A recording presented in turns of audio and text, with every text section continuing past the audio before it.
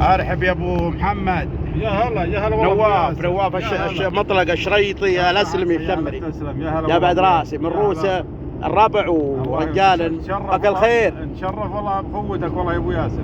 يا بعد يا حي حبيبي والله. هالوجه والله. عز الله فزعاتك ما ننسى وقفاتك يوم انا منكسر تجينا وتزورنا يا بعد حي. ما هي غريبه، هذا انت ابن اخي ومن ربعنا انت يا بعد. وش القصيده يا نواف اللي القصيدة؟ والله يا طول العمر قولوا رشيد يتوقف عندنا ايه بالغزالة كنتك الحين.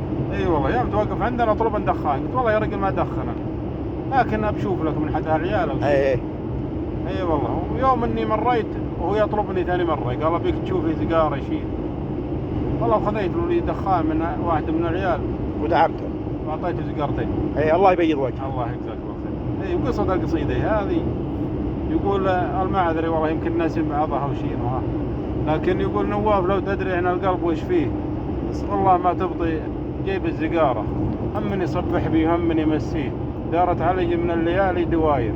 يقول عقب الرضا والعز وقتي غدر بي، مالي جليس غير بيض العواير، يذكر علي اللي من اول خطويه، طفل صغير ولا يعرف العذاير، ودعتها قبل امس والعين تمسيه، واللي كتب ربي على العبد صاير.